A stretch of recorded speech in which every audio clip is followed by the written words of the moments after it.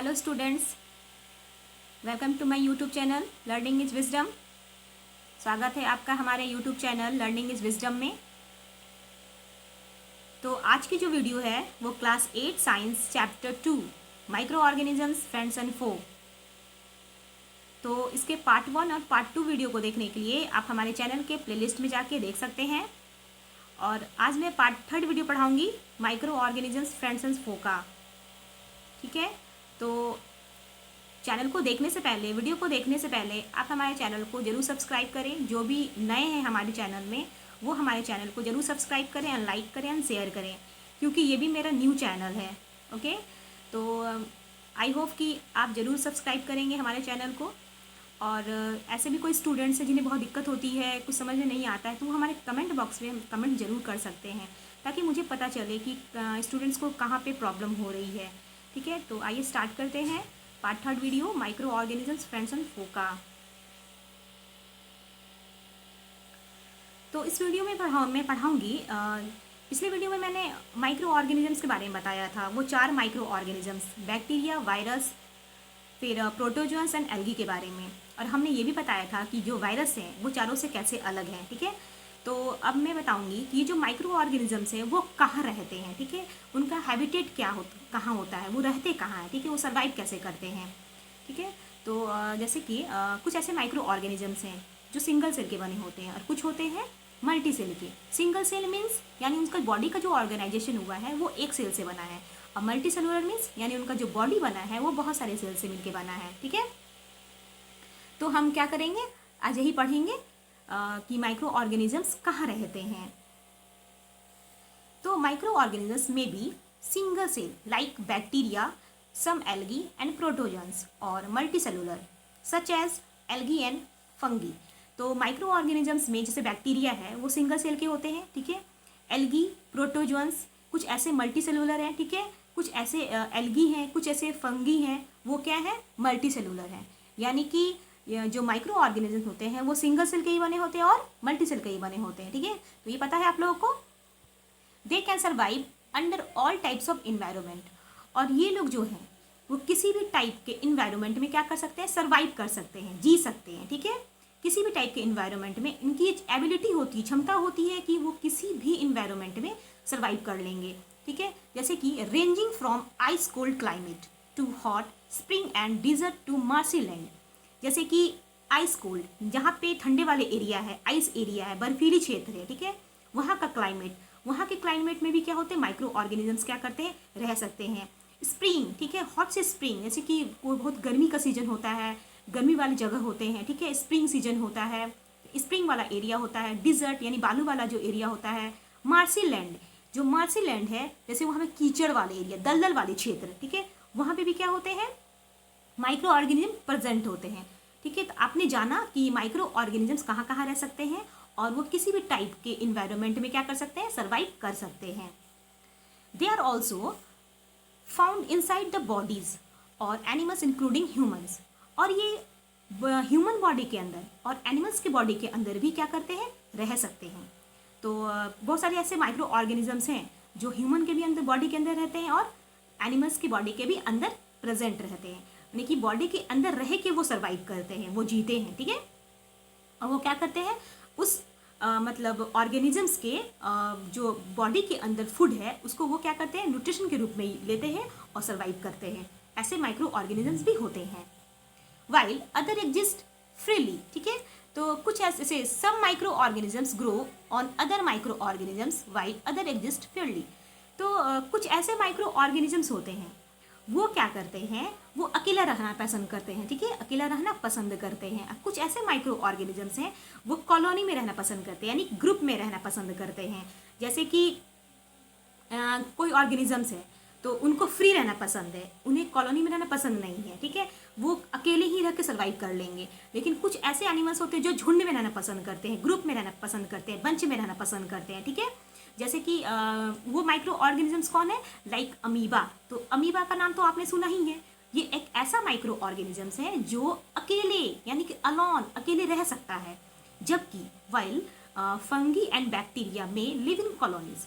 अगर आप फंगी और बैक्टीरिया की बात करते हैं तो वो कॉलोनी में रहना पसंद करते हैं, यानी कि वो कॉलोनी में रहेंगे और सर्वाइव करेंगे।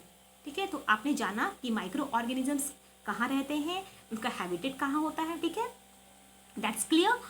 एंड नेक्स्ट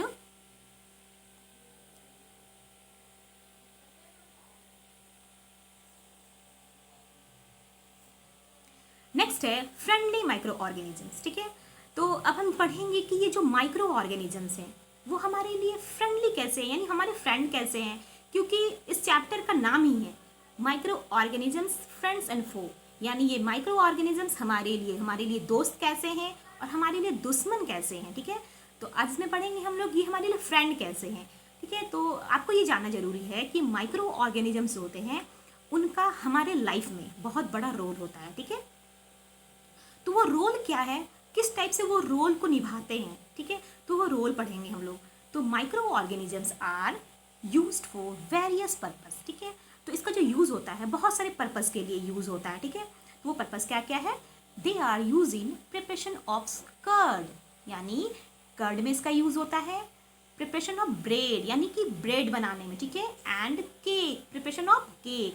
तो आपने जाना कि जो माइक्रो ऑर्गेनिजम्स का यूज़ कर्ड को बनाने में, ब्रेड को बनाने में एंड केक को बनाने में इसका यूज़ किया जाता है। ठीक है, कर्ड मतलब दही। They are also use in cleaning up of environment, और इसका यूज़ इसके अलावा हमारे इन्वायरमेंट जो होते हैं उसको क्लीन करने में भी इसका यूज़ किया जाता है। ठीक है, जैसे कि for example the organic waste like vegetable peels, remains of animals, faeces etcetera.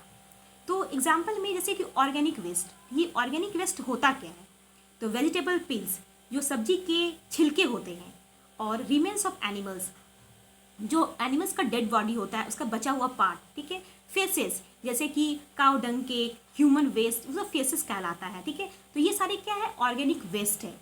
तो ये क्या होते हैं, are broken down into harmless and usable substances by bacteria. तो इन सब का क्या होता है, यानी ये ऑर्गेनिक वेस्ट का होता क्या है, ये ब्रोकन यानी टूट जाते हैं। ठीक है, और ये किसके द्वारा टूटते हैं, ये बैक्टीरिया के द्वारा टूटते हैं। ठीक है, बैक्टीरिया क्या करते हैं, इसको एक ऐसा सबस्टांस बना देते हैं जो हमारे लिए क्या हो जाता है, यूजुअल हो जाता है। ठीक है, वो हमारे लिए हार्मलेस होता है। ठीक है, वो हमारे लिए हार्मफुल नहीं होता है। ठीक है, तो इसमें किसका रोल हुआ, यहाँ बैक्टीरिया का रोल हुआ, यानी ये बैक्टीरिया उस चीज़ को ब्रोकन तोड़ देते हैं, उसको डिकम्पोज कर देते हैं, यानी इसको सड़ा देते हैं, और सड़ाने के बाद किसे मिला देते हैं, सॉइल में मिला देते हैं। जब सॉइल में ये मिल जाएगा तो हमारे लिए क्या हो जाएगा, ये हार्मलेस होगा। ठीक है, और हमारे लिए यूजुअल भी होगा। Recall the bacteria are also use in the preparation of medicine. तो आप याद कीजिए, आपने बैक्टीरिया के बारे में जो पढ़ा था कि आप याद कीजिए कि बैक्टीरिया से क्या बना जाता है, प्रिपरेशन ऑफ मेडिसिन, यानी कि दवाइयाँ बनाने में, यानी दवाइयाँ तैयार करने में इसमें ये बैक्टीरिया का भी हम यूज़ कर सकते हैं, यानी कि माइक्रो ऑर्गेनिज्म से हम मेडिसिन भी बना सकते हैं। ठीक है, in agriculture they are use in increase soil fertility by fixing nitrogen. इसके बाद इसका यूज़ एग्रीकल्चर में, यानी कृषि क्षेत्र में, यानी कि जहाँ पे हम क्रॉप का प्रोडक्शन करते हैं, खेती करते हैं, फसल लगाते हैं, वहाँ पे भी ये जो बैक्टीरियाज होते हैं वो अपना रोल निभाते हैं। कैसे, वो क्या करते हैं, सॉइल की फर्टिलिटी को, यानी जो मिट्टी होती है उसकी उर्वरा शक्ति को बढ़ा देते हैं, और क्या करते हैं, ये नाइट्रोजन फिक्सेशन करते हैं। इससे क्या होता है, हमारे जो मिट्टी में जो क्रॉप लगा हुआ है, फसल लगा हुआ है, उसको क्या मिल जाता है, नाइट्रोजन मिल जाता है। ठीक है, और वहाँ की जो सॉइल होती है वो फर्टाइल हो जाती है, यानी उपजाऊ हो जाती है, और उस मिट्टी पे अगर हम प्लांट्स लगाते हैं तो वहाँ प्लांट्स जल्दी ग्रो करते हैं। ठीक है, तो आप समझ गए होंगे कि ये माइक्रो ऑर्गेनिज्म हमारे लिए फ्रेंड कैसे होते हैं। देन नेक्स्ट अब हम पढ़ेंगे कि हमने बताया था कि माइक्रो ऑर्गेनिजम्स का यूज़ जो होता है वो दही बनाने में होता है, ब्रेड बनाने में होता है। तो ये हम दही कैसे बनाते हैं, मेकिंग ऑफ कर्ड। ठीक है, तो कर्ड कैसे बनाते हैं। ठीक है, तो ये है कर्ड का फोटो, ये दही का फोटो है। तो आखिर ये जो बैक्टीरिया है वो कर्ड बनाने में कैसे हेल्प करते हैं। ठीक है, कर्ड कंटेन, इसके पहले आप ये जानिए कि जैसे कि हमको दही जमाना है। ठीक है, तो दही जमाने के लिए हम क्या करते हैं, पहले प्री मेकिंग, यानी पहले से बना हुआ जो दही होता है उसके थोड़े से हिस्से को हम क्या करते हैं, उस मिल्क में मिलाते हैं। तो मिल्क को क्या करना पड़ता है, पहले थोड़ा सा गर्म करना पड़ता है, ठीक है। उस गर्म मिल्क में क्या करते हैं, वो थोड़ा सा पहले जमा हुआ दही जो था उसको हम मिला देते हैं। उसको मिलाने के बाद हम लोग सम टाइम्स यानी कुछ टाइम के लिए उसको रख देते हैं। जैसे इसमें रखते हैं तो उस कर्ड में क्या होता है, यानी उस मिल्क में क्या होता है, कुछ बैक्टीरिया कंटेन होने लगते हैं, ठीक है। तो वो कैसे होता है हम आगे पढ़ेंगे। तो curd contain several micro organisms, ठीक है। तो जो दही होते हैं, दही में बहुत सारे यानी सेवरल माइक्रो ऑर्गेनिजम्स प्रेजेंट रहते हैं। Of this the bacterium lactobacillus promotes the formation of curd, ठीक है।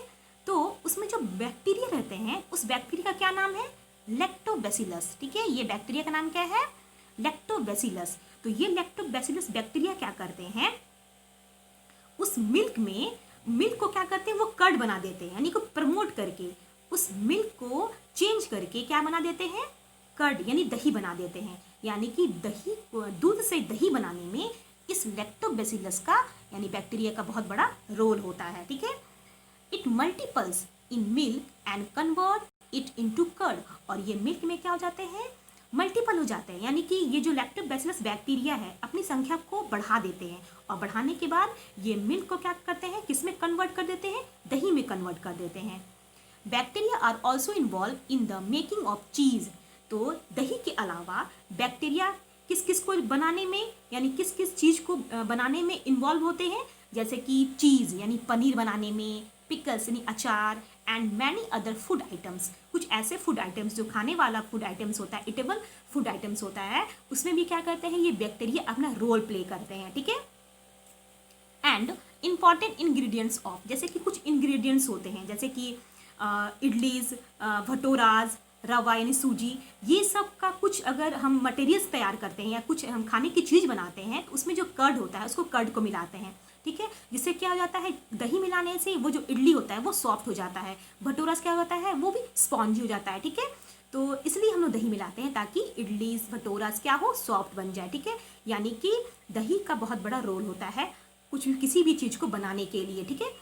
तो आपने जाना कि जो बैक्टीरिया होता है वो उससे यानी लैक्टोबैसिलस बैक्टीरिया से कैसे हम दही बना सकते हैं, ठीक है। ये इसका रोल क्या होता है, ये लैक्टोबैसिलस बैक्टीरिया उस मिल्क में क्या करते हैं, आखिर क्या करने के बाद वो कर्ड बनाते हैं, तो आपने ये जाना, ठीक है। देखिए ये कर्ड का चित्र है। देन नेक्स्ट अब हम जानेंगे नेक्स्ट में मेकिंग ऑफ ब्रेड, यानी ब्रेड कैसे तैयार किया जाता है, ठीक है। तो ब्रेड को आप देखे होंगे कि जब आप ब्रेड को छूते हैं तो बहुत ज़्यादा स्पॉन्जी होता है, ठीक है। जैसे आप दबाते हो तो वो स्पॉन्जी होता है, तो वो स्पॉन्जी किस लिए होता है, किसके कारण होता है, ठीक है, तो वो पढ़ेंगे। तो ईस्ट यहाँ लिखा हुआ है, तो ईस्ट एक ऐसा माइक्रो ऑर्गेनिजम्स है, तो ये एक माइक्रो ऑर्गेनिज्म का नाम है, आपको याद रखना है कि ईस्ट एक माइक्रो ऑर्गेनिजम्स का नाम है, मैंने पिछले वीडियो में भी बताया था, ठीक है। तो यहाँ लिखा हुआ है yeast reproduce rapidly and produce carbon dioxide during respiration, ठीक है। उसके बाद bubbles of the gas fill the dough and increase the volume, ठीक है, इंक्रीज इट्स वॉल्यूम। जैसे कि यहाँ बताया गया है कि जो ईस्ट होते हैं वो क्या करते हैं, अब जब वो रिप्रोड्यूस करते हैं, ठीक है, तो वो बहुत तेज़ी से रिप्रोड्यूस करते हैं। कब, जब ड्यूरिंग रिस्पिरेशन, जब वो रिस्पिरेशन करते हैं तो वो क्या गिव्स आउट क्या करते हैं, कार्बन डाइऑक्साइड, यानी वो कार्बन डाइऑक्साइड को छोड़ते हैं, ठीक है, और क्या करते हैं, रिप्रोड्यूस करते हैं। जब ये रिप्रोड्यूस करेंगे तो बबल्स के रूप में, यानी कि जब वो CO2 को छोड़ते हैं तो बबल्स के रूप में, तो वो क्या करते हैं, उस बबल्स के रूप में क्या करेंगे, उस गैस को फील करेंगे, ठीक है। जैसे कि डो बताया गया यहाँ पे, डो, तो यहाँ पे ये कुछ जैसे कि हम यहाँ पे कुछ डो तैयार करते हैं मैदा का, तो वो हम एक्टिविटी में पढ़ेंगे।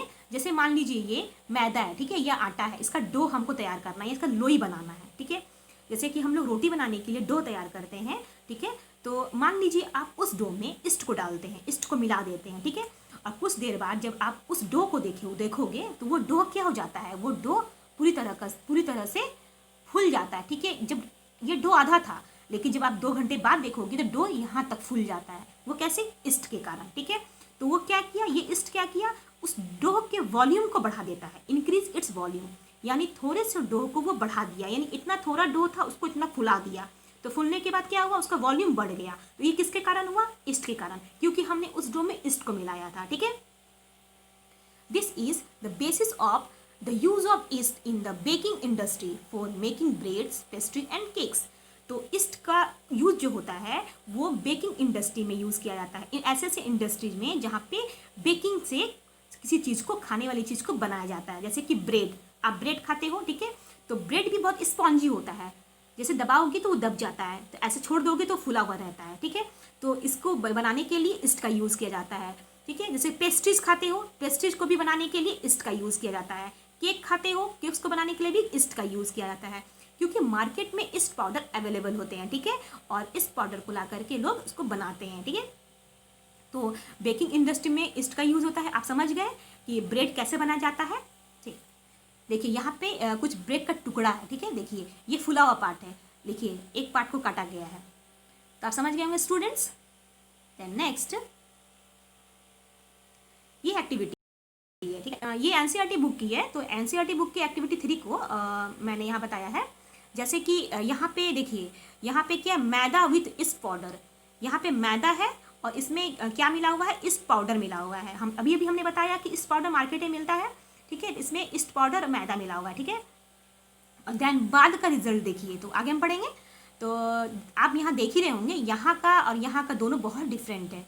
यहाँ पे पाउडर है, यानी कि यहाँ पे हमने मिलाया, उसके बाद कुछ देर बाद देखा तो यहाँ पे क्या हो गया, ये बहुत ज़्यादा फूल के बहुत बड़ा ज़्यादा हो गया, फूल के बड़ा हो गया, ठीक है। तो आपको क्या करना है, टेक ½ kg फ्लोर, आटा या मैदा, ठीक है। आपको क्या करना है, ½ kg आटा लेना है या मैदा लेना है, आप दोनों में से कोई भी चीज़ को ले सकते हैं, ठीक है। Add some sugar and mix with warm water. आपको क्या करना है, कुछ चीनी को, थोड़े से चीनी को और थोड़े से गर्म पानी को उसमें मिक्स करना है, ठीक है। Add a small amount of yeast powder and need to make a soft dough. और आपको उसमें क्या करना है, ईस्ट पाउडर को माने छोटे से अमाउंट में, यानी कम अमाउंट में क्या करना है, इस पाउडर को उस डो में मिलाना है, ठीक है। और उस डो को अच्छे से गूंदना है, और गूंदने के बाद आपको उसको सॉफ्ट रखना है, ठीक है। सॉफ्ट तरीके से आपने उस डो को तैयार कर दिया, गूंद दिया। अब क्या करेंगे आप, what do you observe after 2 hour, आप उसे 2 घंटे के लिए रख देंगे, ठीक है। उसके बाद आप 2 घंटे के बाद उस डो को देखोगे, ऑब्जर्व करोगे कि उसमें होता क्या है, ठीक है। Did you find the dough rising, तो आप उसमें फाइंड क्या करोगे, उसमें फाइंड करोगे क्या, आप देखोगे कि वो डो जो है वो राइजिंग हो गया, यानी वो बढ़ गया। डो तो थोड़ा सा था, लेकिन जब आपने ऑब्जर्व किया 2 घंटे के बाद, तो वही डो जो है वो बढ़ गया, यानी उसकी जो वॉल्यूम थी वो बढ़ गया। तो वो कैसे बढ़ गया, तो उसमें हमने क्या मिलाया था, ईस्ट पाउडर, ठीक है। यानी कि ईस्ट का काम क्या है, उसके वॉल्यूम को किसी भी सब्सटेंस में अगर वो मिल जाए तो उसके वॉल्यूम को वो क्या कर देगा, बढ़ा देगा, ठीक है। तो देखिए ये है रिजल्ट, देखिए यहाँ पे कम था, यहाँ पे ज़्यादा हो गया, तो आप समझ गए होंगे स्टूडेंट्स।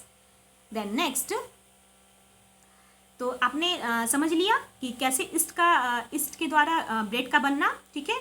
और ये जो माइक्रो ऑर्गेनिजम्स हैं जिसमें बैक्टीरिया है, लैक्टोबैसिलस, उससे दही कैसे बनाया जाता है, आपने ये भी जाना।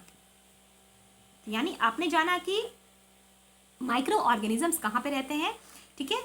अब हम जानेंगे कि ये माइक्रो ऑर्गेनिजम्स का कमर्शियल यूज़ कैसे होता है, ठीक है। यानी commercial use of micro organisms, यानी इसका व्यापार में यूज़ कैसे कर सकते हैं, कमर्शियल यूज़ कैसे कर सकते हैं हम इस माइक्रो ऑर्गेनिजम्स का। तो micro organisms are use for the large scale production of alcohol, wine, acetic acid यानी विनेगर। तो माइक्रो ऑर्गेनिजम्स का जो यूज़ होता है वो लार्ज स्केल में होता है, ठीक है। तो किसके प्रोडक्शन में, अल्कोहल के प्रोडक्शन में, वाइन मतलब शराब के प्रोडक्शन में, एसिटिक एसिड यानी विनेगर। तो ये विनेगर क्या है, तो विनेगर जो होता है वो डाइल्यूट सॉल्यूशन होता है एसिटिक एसिड का। एसिटिक एसिड का डाइल्यूट सॉल्यूशन विनेगर होता है, ठीक है। यानी ये विनेगर एक ऐसा सॉल्यूशन है जो घुल जाते हैं, ठीक है, इसका डाइल्यूट सॉल्यूशन होता है विनेगर। तो हम लोग एसिटिक एसिड को विनेगर भी बोलते हैं, ठीक है। East is use for commercial production of alcohol and wine. तो ईस्ट का जो यूज होता है, तो कमर्शियल रूप से ईस्ट का यूज किसके प्रोडक्शन में होता है, अल्कोहल के प्रोडक्शन में, ठीक है, एंड वाइन यानी शराब के प्रोडक्शन में। यानी इन दोनों के प्रोडक्शन में ईस्ट क्या करता है, अपना रोल प्ले करता है, ठीक है। For this purpose east is grown on natural sugar present in grains like barley, wheat, rice and crust fruit juice. जैसे कि ईस्ट क्या जो होता है, ईस्ट किस पर्पस और किस किस पर्पस में ईस्ट का यूज़ होता है, जैसे कि नेचुरल शुगर प्रेजेंट होते हैं, कुछ ऐसे ग्रेन्स हैं जैसे कि बार्ले यानी जौ, वीट मतलब गेहूँ, राइस मतलब चावल, क्रस्ट फ्रूट जूस जैसे कि फ्रूट जूस होता है, ठीक है। तो इसमें क्या होता है, नेचुरल शुगर होता है, जब आप इसे खाते हो तो ये नेचुरल मीठा लगता है खाने में, ठीक है। तो इसमें क्या होता है, जब आप इसमें ईस्ट को मिला देंगे तो क्या हो जाएगा, ये ईस्ट किस में चेंज हो जाएगा, मान लीजिए नेचुरल शुगर है, उसमें हमने ईस्ट को मिला दिया, तो ये जो ईस्ट है वो क्या चीज़ में ग्रो कर जाएंगे, किस चीज़ में चेंज हो जाएंगे, तो वो पढ़ेंगे आगे हम लोग। तो the process of conversion of sugar into alcohol is known as fermentation. यानी कि जब शुगर में जो मतलब क्या होता है, शुगर से अल्कोहल होना, यानी शुगर से अल्कोहल में चेंज होना, जो प्रोसेस कहलाता है यानी कन्वर्शन कहलाता है, वो क्या कहलाता है, फर्मेंटेशन। यानी शुगर से अल्कोहल में चेंज होना वो क्या कहलाता है, फर्मेंटेशन। आपको याद रखना है, शुगर से अल्कोहल में चेंज होना वो प्रोसेस फर्मेंटेशन कहलाता है, ठीक है। लुइस पास्चर डिस्कवर फर्मेंटेशन इन 1857। ये लुइस पास्चर कौन थे, तो ये लुइस पास्चर, देखिए ये लुइस पास्चर का फोटो है, ये एक साइंटिस्ट थे, ठीक है। उन्होंने फर्स्ट टाइम डिस्कवर किया था फर्मेंटेशन का, यानी उस टाइम उन्होंने 1857 में उन्होंने पाया कि जब ईस्ट को हम किसी नेचुरल शुगर में मिलाते हैं तो वो क्या होता है, वो उस चीज़ को चेंज कर देता है, यानी किस में चेंज करता है, अल्कोहल में, ठीक है। तो उस चीज़ को हम क्या कहते हैं, यानी उस प्रोसेस को क्या कहते हैं, फर्मेंटेशन, ठीक है। तो ये आपको याद रहेगा स्टूडेंट्स, मैंने बहुत इजी तरीके से बताया है, आप बस ध्यान से सुनिएगा, ठीक है। और ये क्या है, एक वेनिगर है, तो वेनिगर जो है वो मार्केट में मिलता है, आप अगर कभी नहीं देखे हैं तो आप इसको मार्केट में जा करके अब इसे देख सकते हैं कि वेनिगर कैसा होता है, ठीक है। वो पानी की तरह होता है, यानी डाइल्यूट सॉल्यूशन होता है। देन नेक्स्ट एक्टिविटी 4 है, ठीक है। तो एक्टिविटी 4 में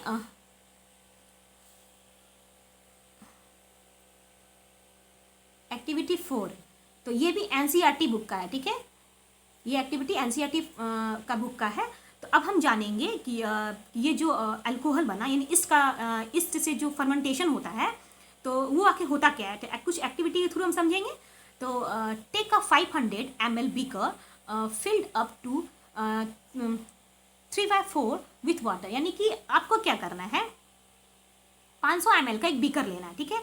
और आपको उसमें क्या करना है, 3/4 पानी को उसमें फिल कर देना है, भर देना है, ठीक है। ये एक बीकर है, इसमें आपको 3/4 क्या करना है, पानी को भर देना है, ठीक है। Dissolve 2 to 3 teaspoon of sugar in it, और आपको इसमें क्या मिलाना है, 2 से 3 चम्मच आपको क्या मिलाना है, इसमें शुगर मिलाना है, ठीक है। इसमें शुगर मिलाना, ऐड करना है। तो add half a spoon of yeast powder to the sugar solution, और आपको आधा चम्मच इसमें क्या मिलाना है, ईस्ट पाउडर मिलाना है इस सॉल्यूशन में, okay. Keep it covered in a warm place for 4 to 5 hour, और आपको क्या करना है, इस सॉल्यूशन को 4 से 5 घंटे के लिए किसी वार्म प्लेस पे यानी किसी गर्म प्लेस पे रख देना है। नाउ स्मेल द सॉल्यूशन, अब आपको क्या करना है, जब 4 से 5 घंटा हो जाएगा, अब इस सॉल्यूशन को आपको स्मेल करना है। जब आप स्मेल करते हो तो वो कैसा महकता है, कैसा स्मेल करता है, ठीक है। तो could you get a smell, तो आपको कैसा स्मेल किया, तो आप देखोगे कि जब ऑब्जर्व करोगे तो कुछ अलग टाइप के स्मेल आता है उसमें, तो स्मेल है क्या। तो आगे पढ़ते हैं। देन नेक्स्ट जब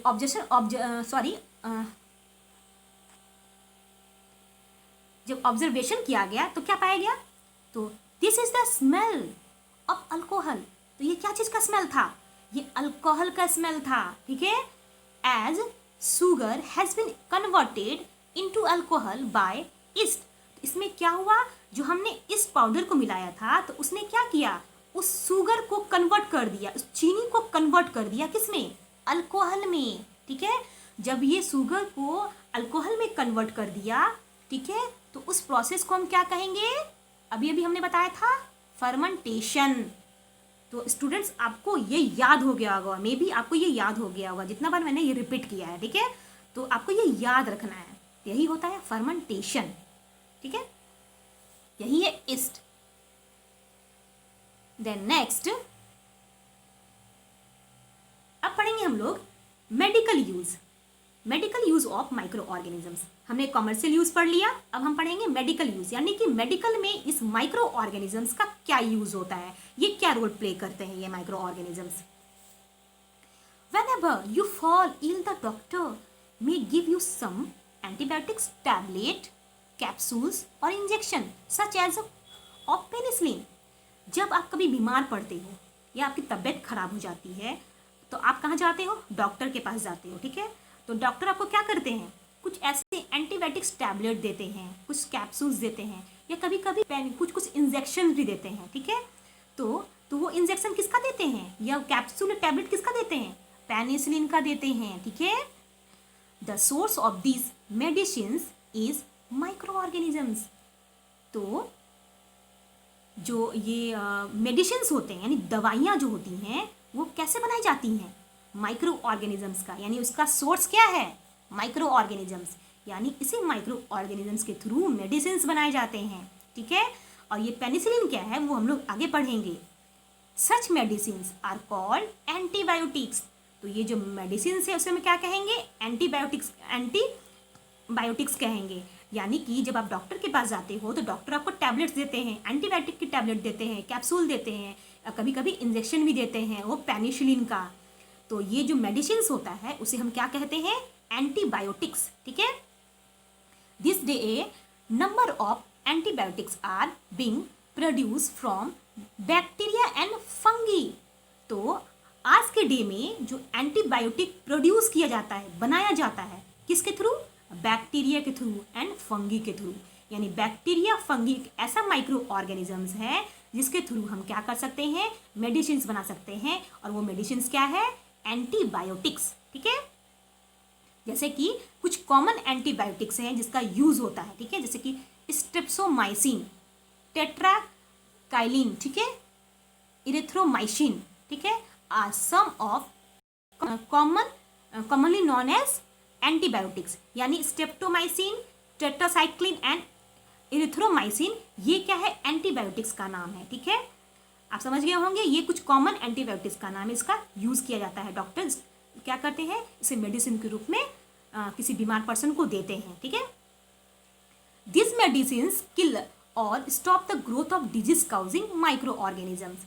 तो ये जो मेडिसिन है यानी ये एंटीबायोटिक्स है, ये क्या करते हैं, यानी कि किसी माइक्रो ऑर्गेनिजम्स के थ्रू जो डिजीज काउज होता है, जो बीमारी होती है, उस बीमारी को क्या करते हैं, कम करने के लिए, उस बीमारी को मारने के लिए, स्टॉप करने के लिए, ठीक है, उस माइक्रो ऑर्गेनिजम्स के ग्रोथ को रोकने के लिए ये मेडिसिन का यूज़ किया जाता है। यानी कि वो मेडिसिन क्या करते हैं, उस बीमारी को किल करते हैं, मार देते हैं, ठीक है।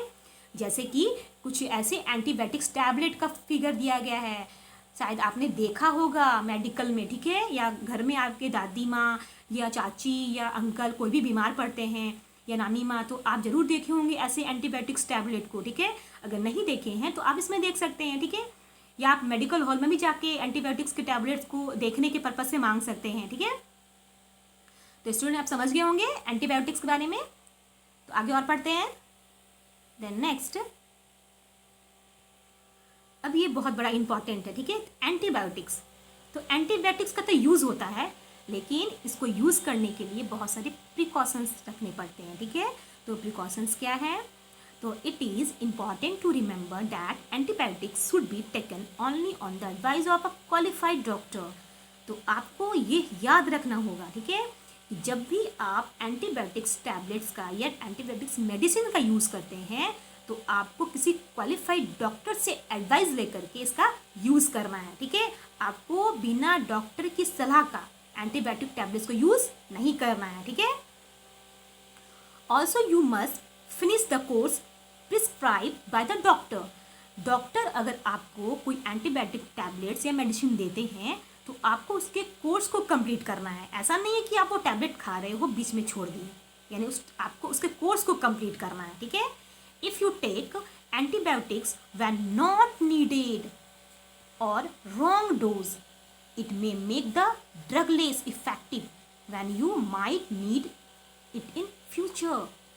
आपको और एक बात का ध्यान रखना है कि जब आपके बॉडी को, यानी जब आप कभी बीमार नहीं हुए हो, अगर उस टाइम आप क्या कर लेते हो, एंटीबायोटिक टैबलेट को ले लेते हो, जब आपको ज़रूरत नहीं है लेकिन आपने एंटीबायोटिक टैबलेट ले लिया तो उस समय क्या होता है, यानी उसका रॉन्ग डोज ले लिया, गलत डोज ले लिया, तब क्या होगा, it may make the drug less effective, तो वो क्या होगा, आपके लिए इफेक्टिव नहीं होगा।